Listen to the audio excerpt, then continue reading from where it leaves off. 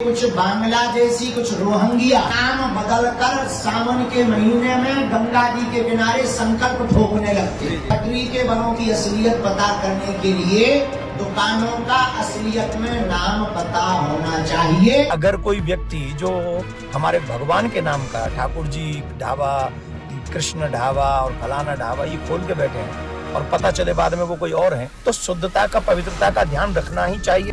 ये पूरी तरीके से अव्यवहारिक कार्य है जो अपने समाज के अंदर भाईचारे की भावनाओं को ये खराब करने का कार्य कर रहे हैं। इससे लोगों को सर्टिफिकेशन मिल रहा है कि हाँ ये दुकान उसकी है, ये इसकी है। अब इसमें भोले की मर्जी है, वो किसकी दुकान पे जाके खाएगा। 22 जुलाई को पवित्र सावन मास की शुरुआत होने जा रही है, जो भगवान शिव का प्रिय है।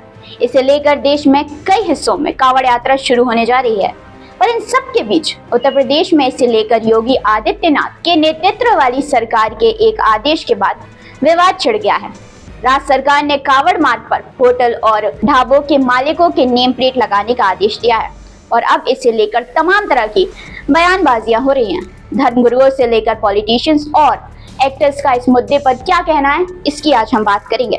नमस्कार, मेरा नाम है आशी और आप देख रहे हैं IBC 24 महाकौशल। मुजफ्फरनगर में प्रशासन की तरफ से जारी किए गए आदेश पर धीरेन्द्र शास्त्री ने समर्थन जताते हुए क्या कहा, आइए दिखाते हैं।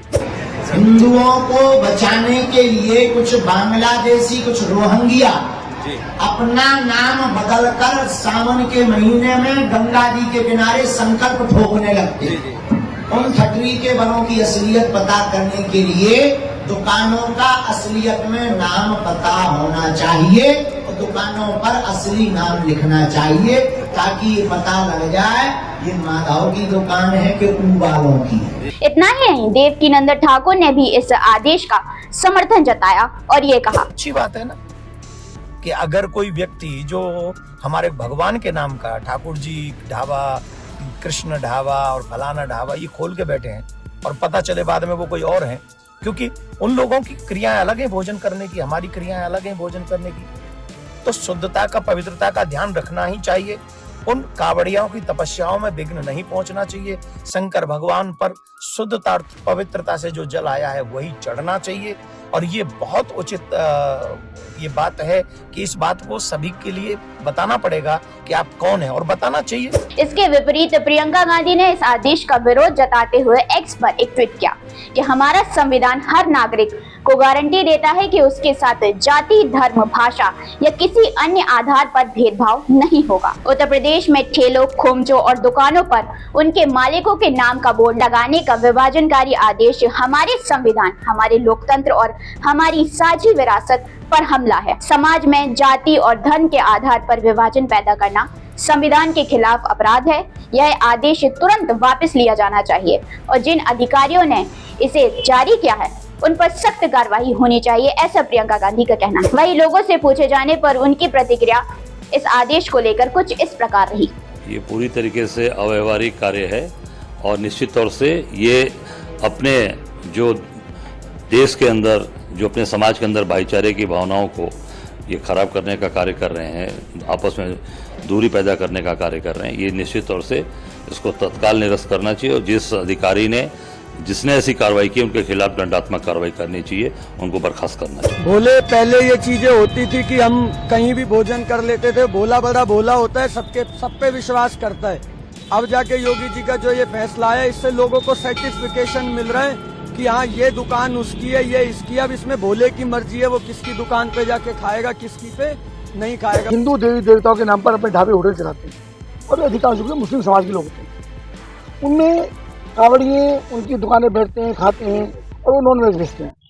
यानी देवी देवता का नाम हिंदू का और बेचते हैं नॉनवेज। उन पर प्रतिबंध लगना चाहिए, उनके नाम की पहचान होनी चाहिए, ताकि जो कावड़ यहाँ बैठा जाए बैठे। हमें न किसी के नॉनवेज बेचने पर कावड़ तो बिकेगा ही नहीं, कावड़ का विषय कावड़ तो नहीं बिकेगा।